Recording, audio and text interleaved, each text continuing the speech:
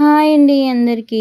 ఈరోజు ఎంతో రుచికరమైన బీరకాయ రోటి పచ్చడి ఎలా తయారు చేయాలో చూపిస్తాను. వేడి వేడి అన్నంలో నెయ్యి పోసుకొని తింటే సూపర్ ఉంటుందండి. ఇలా ట్రై చేయండి.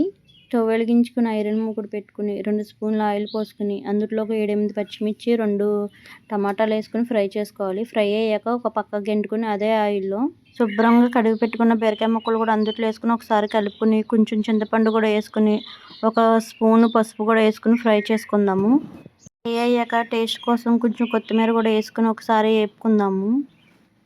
గెరిటితో కింద నుంచి పైకి కలుపుకుంటూ వేపుకోవాలండి. ఏగిపోయింది. ఇప్పుడు పచ్చడి అయితే రుబ్బుకుందాము. ఒక గిన్నెలో తీసేసుకుని ఇలా ఒక గిన్నెలో తీసుకున్న పచ్చడి రోట్లో వేసుకుని 2 సార్లు దంచుకోవాలండి. దంచుకున్నాక ఇప్పుడు ఒక స్పూన్ కల్లుప్పు అనేది వేసుకోవాలి.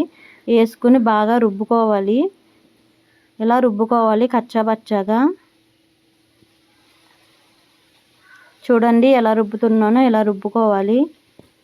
ఇప్పుడు ఎల్లుల్లిపాయలు కూడా వేసుకుందాము. ఎల్లుల్లిపాయలు వేసుకుని ఒకసారి దంచుకున్నాక చిన్నగా కట్ చేసుకుని ఉల్లిపాయ ముక్కలు కూడా వేసుకుని ఒకసారి పచ్చడికి కలిసేలాగా కలుపుకోవాలి. మరీ మెత్తగా కదండి, కచ్చాపచ్చాగా ఇలా రుబ్బుకోవాలి. చూడండి ఒక గిన్నెలో తీసుకుని తాలింపు పెట్టుకుందామండి.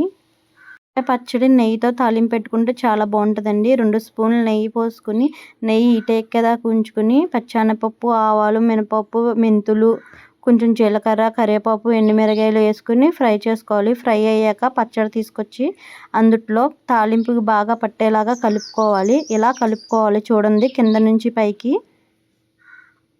ఇలా 2 నిమిషాలు ఫ్రై చేసుకోవాలి తాలింపుకి బాగా పట్టేలాగా. ఇప్పుడైతే పచ్చడి అయితే రెడీ అండి. నా వీడియో మీకు నచ్చితే లైక్ చేయండి, షేర్ చేయండి, సబ్స్క్రైబ్ చేసుకోండి అబ్బా ప్లీజ్. సపోర్ట్ చేయండి ప్లీజ్.